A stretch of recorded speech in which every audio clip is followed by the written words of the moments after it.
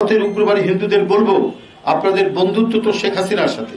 সেই বন্ধুত্ব রক্ষায় বাংলাদেশের জনগণের বিরুদ্ধে যে প্রকাশ্য শত্রুতায় নেমেছেন সেটা সৎ প্রতিবেশী সুলভ আচরণ নয়। হাজার হাজার মানুষ হত্যা করে আপনাদের বন্ধু হাসিনা আপনাদের কাছে আশ্রয় পেয়েছে, তাকে নিয়ে সন্তুষ্ট থাকুন। মনে রাখবেন, বাংলাদেশ লাখো প্রাণের বিনিময়ে স্বাধীন হয়েছে, দিল্লির দাসত্ব করতে নয়। যে সেবাদাসী হতে চেয়েছিলেন সেই দাসী এখন আপনাদের পদতলে। ক্ষমতা হারিয়ে বিতাড়িত হওয়ায় হাসিনার চেয়ে বেশি পাগল হয়ে গেছে ভারতীয় বিজেপি সরকার ও উগ্রবাদীরা। মরিয়া হয়ে প্রোপাগান্ডা ছড়ানো হচ্ছে।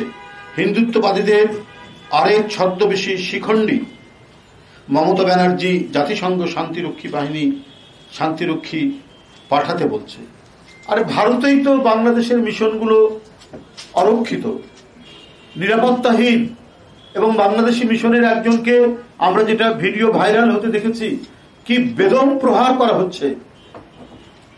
তারপরে মমতা ব্যানার্জি বলবেন বাংলাদেশে শান্তিরক্ষী বাহিনী দরকার না ভারতে শান্তিরক্ষী বাহিনী দরকার। প্রতিবেশী হিসাবে আমাদের বন্ধুত্বের হাত প্রসারিত, কিন্তু শত্রুতা করতে চাইলে সেটা বাংলাদেশের স্বাধীনতা প্রিয় জনগণ মেনে নেবে না।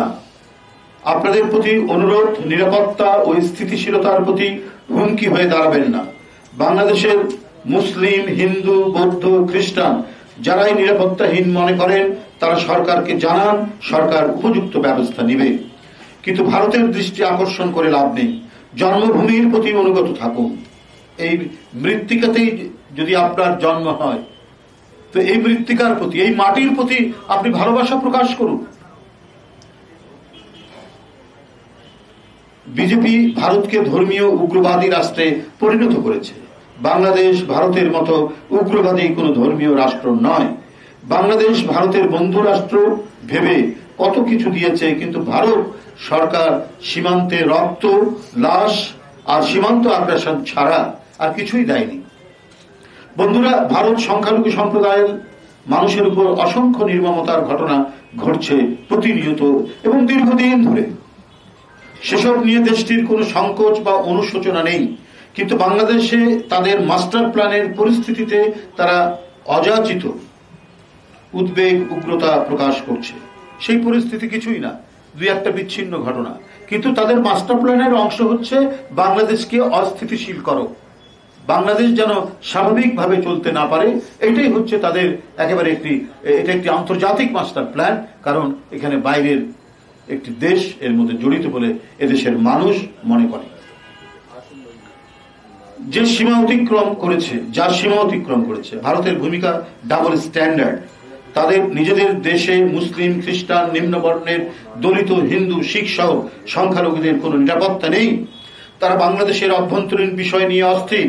বিশ্ববাসী জানে হিন্দুত্ববাদী ভারত সংখ্যালঘু নির্যাতনের আতুর। বিশ্বের 1 নম্বর বর্ণবাদী দেশ হলো ইন্ডিয়া। সে দেশে মুসলমান নাগরিকদের উপর নানা জুলুম, নির্যাতন করা হচ্ছে বছরের পর বছর ধরে। সংখ্যালঘু মুসলমানের বাড়িঘর বুলডোজার দিয়ে গুড়িয়ে দেওয়া হয়। গরুর মাংস খাওয়ার অভিযোগে সংখ্যালঘুদের প্রকাশ্যে পিটিয়ে হত্যা করা হয়।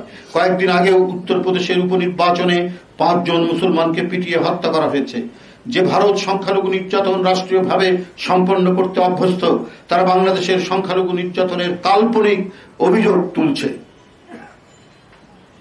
হিন্দু উগ্রবাদী একটি সংগঠনের সাবেক নেতা ও বাংলাদেশ সম্মিলিত সনাতনী জাগরণ জোটের মুখপাত্র চিন্ময় কৃষ্ণ দাসকে অবৈধ কর্মে লিপ্ত থাকার অপরাধে ইসকন থেকে, সে যে সংগঠনটি করত সেখান থেকে বহিষ্কার করা হয়েছিল।